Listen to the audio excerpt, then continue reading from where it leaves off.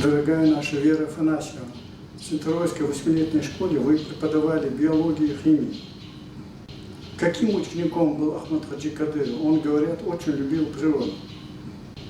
Расскажите нам, пожалуйста. Это было в далеком 1965 году, когда я на первый свой урок пришла в 8 класс, и там, во втором ряду, за второй партой, сидел юноша, серьезный, внимательный. Среди сверстников он отличался тем, что был очень задумчивым, очень доброжелательным, очень скромным и очень справедливым. Он ко всем предметам относился очень хорошо. Но что касается биологии, его интересовало все, что окружает. И деревья, и культурные растения. И, конечно, его любимое место – это лес.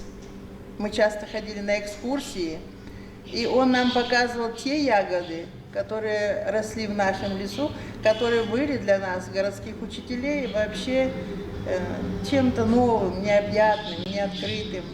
Если как-то на уроке приходилось делать ученику замечание, то он, проанализировав его, если там была хотя бы малейшая погрешность замечания, он обязательно старался выяснить это до конца, как бы подставляя плечо своему другу.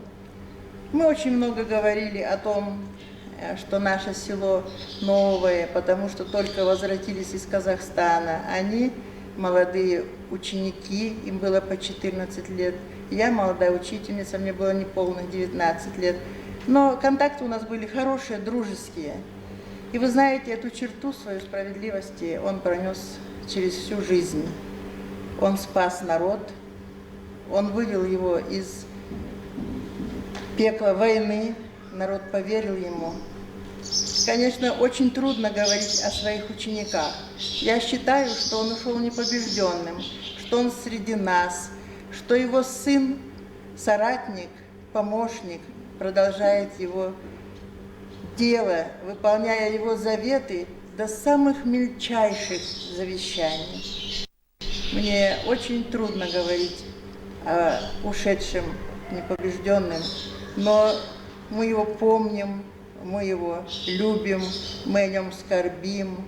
Наша школа носит его имя, и мы выполняем его завет. Зимой и летом в нашей школе цветут цветы, зеленеют деревья, посажен маленький парк, дети ухаживают за этим. Я думаю, что имя будет жить в веках. Далгейс Долцун, Далдекалвелл.